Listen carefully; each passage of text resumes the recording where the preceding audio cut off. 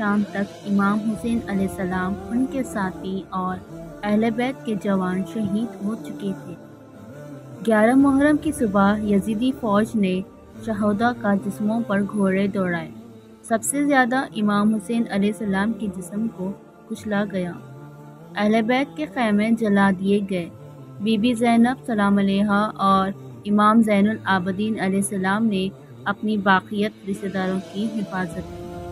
دشمن نے امام حسین علیہ السلام کا سر ایک نیزے پر رکھ کر کوفے کی طرف روانہ کیا اور عورتوں اور بچوں کو قیدی بنا کر اسی قافلے میں چلایا۔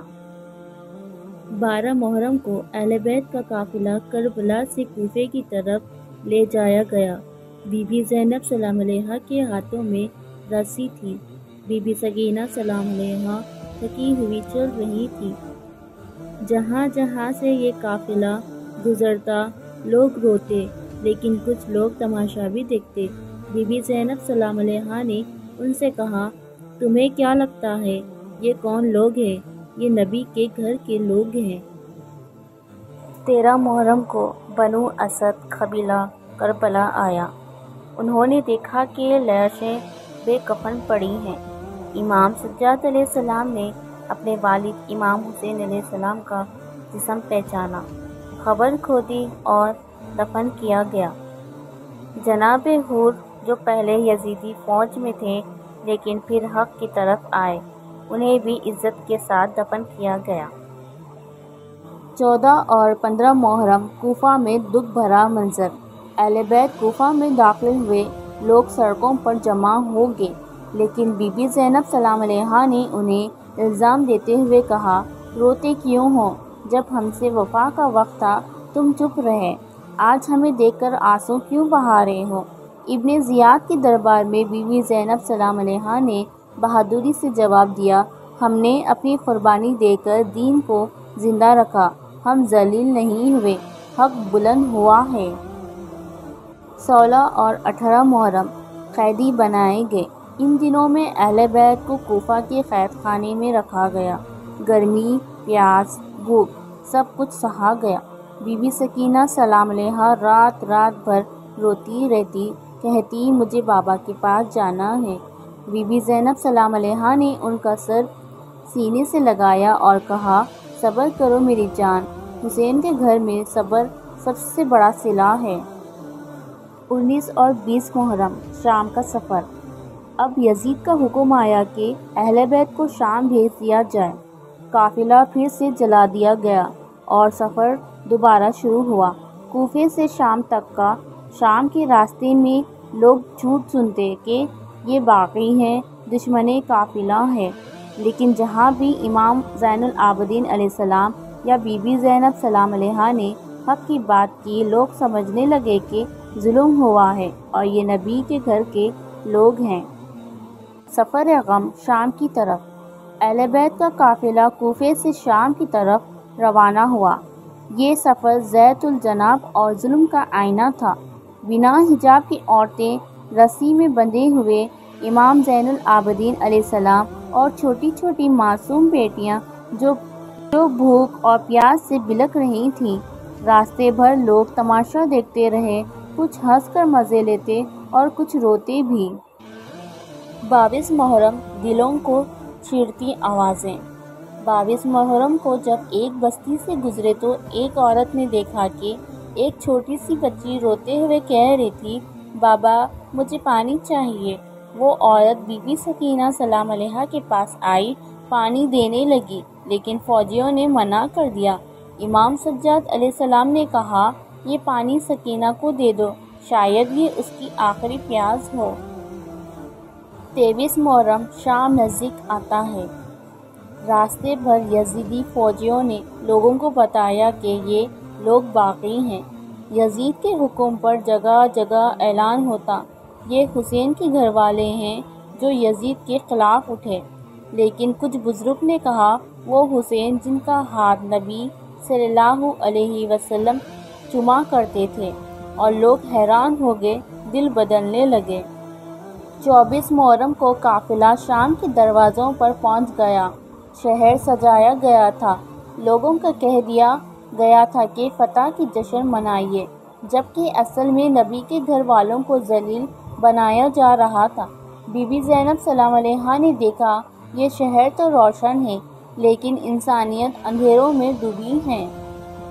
25 محرم کو اہل بیت کو یزید کے دربار میں پیش کیا گیا۔ یزید نے امام حسین علیہ السلام کا سر اپنے سامنے رکھوایا اور اپنی چھڑی بے ادبی کی۔ تبھی بی بی زینب سلام علیہا اٹھی اور کہا، اے یزید، تجھے لگتا ہے کہ تو جیت گیا؟ تو ہار گیا۔ تیرے ظلم کا نام رہے گا لیکن حسین کا پیغام قیامت تک زندہ رہے گا۔ 26 محرم کو اہل بیت کے شام کے بازاروں میں گھمایا گیا۔ بی بی سکینہ سلام علیہا نے ایک عورت سے کہا، تمہارے پاس دوپٹہ ہے؟ میری ماں کے سر پر کچھ نہیں ہے۔ لوگوں کے دل پگھلنے لگے لیکن فوجیوں نے ظلم کم نہ کیا۔ 27 محرم کو اہل بیت کے شام کے قید خانے میں داخل کیا گیا۔ راتوں کو روشنی نہیں ہوتی تھی، کھانا نہیں ملتا اور بی بی سکینہ سلام علیہا اپنے بابا کا نام لے کر روتی رہتی تھی۔ ایک رات بی بی سکینہ سلام علیہا نے خواب میں امام حسین علیہ السلام کو دیکھا۔ روتی روتی اٹھ گئی اور چیخ مار کر چلائی، بابا مجھے لے چلیے۔ اسی رات بی بی سکینہ سلام علیہا کی روح پرواز کر گئی۔ 28 محرم وہ دن جب شام کے قید خانے میں ایک انگان سے روتی آواز بند ہو گئی۔ بی بی زینب سلام علیہا نے دیکھا کہ سکینہ چیخ چیخ کر سو گئی ہیں لیکن اٹھ نہیں رہی۔ امام سجاد علیہ السلام نے کہا، چاچی سکینہ اب پیاسی نہیں ہے، بابا کے پاس چلے گئی ہے۔ قید خانے کے ایک کونے میں ایک چھوٹی سی قبر بنائی گئی۔ 29 محرم غم اور صبر کی انتہا۔ 29 محرم کو اہل بیت شام کے قید خانے میں پوری طرح ٹوٹ چکے تھے مگر صبر کی مثال بن چکے تھے۔ یزید جب لوگوں کا رجحان بدلنے لگا تو ڈریا گیا۔